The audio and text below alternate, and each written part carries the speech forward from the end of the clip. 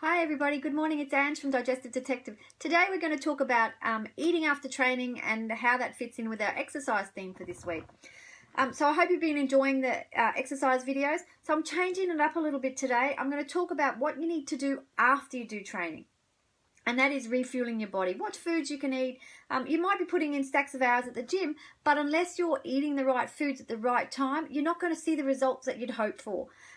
So whether that's losing weight or building muscle. So one of my friends and colleagues, Jenna at JV Naturopathy, so you can find her on Instagram and on Facebook, likes to talk about eating after training as though your body is a fire.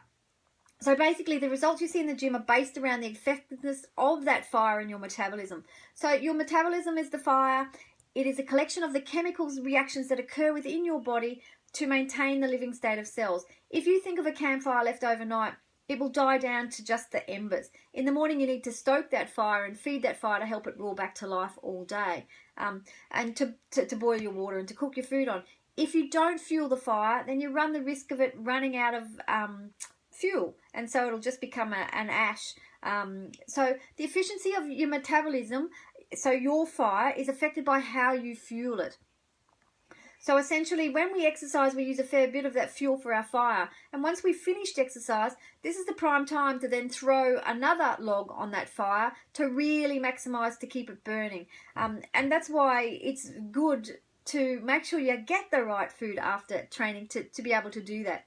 So what sort of fuel should we be giving our fires after exercise to ensure that we've got enough energy, enough stability to help our muscles recover and to have a happy gut?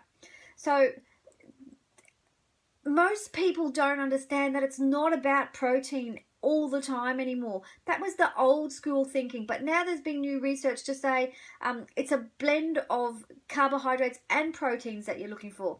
And also you want to be mindful after training that it's the one meal where you can have a really good quantity of starchy carbs. So all the other meals in the day you're focusing on protein and less starchy carbs, but after training you can eat those starchy carbs in moderation.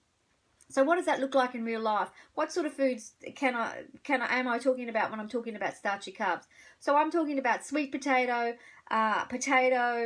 pastas, rice, and whole grain cereals. And non-starchy carbs are like leafy green vegetables, your really bright coloured vegetables that are bang on about forever, and your fruits.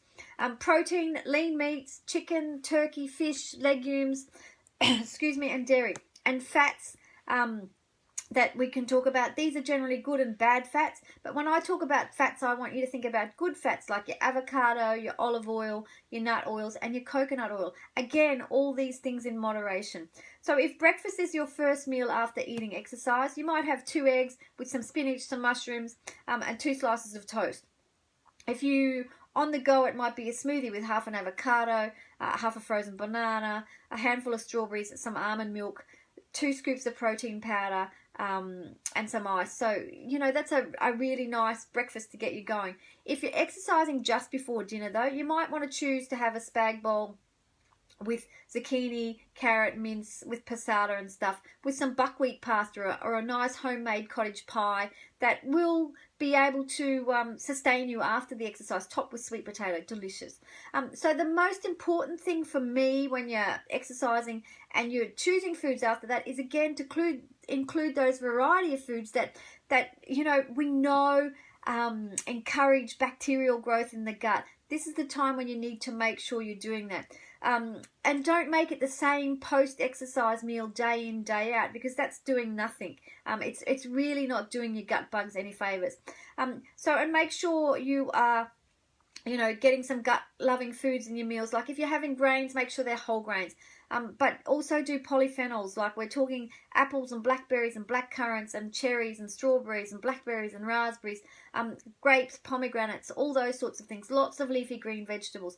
Post-exercise meal is your perfect time to get your resistant starches, so legumes, red lentils, kidney beans, adzuki beans, cooked and cooled potatoes, cooked and cooled rice, sweet potato, rye bread, cashews and oats, all those sorts of things. You can read up on these in my blog. There's a blog called Gut Loving Post, if so you want to head over to digestivedetective.com.au. So give it a go. make a comment underneath what's your best foods for after exercise. Are you eating enough to refuel? Are you perhaps overeating? I know some days I'm guilty of that because I'm generally starving by the time I'm doing the post-exercise thing.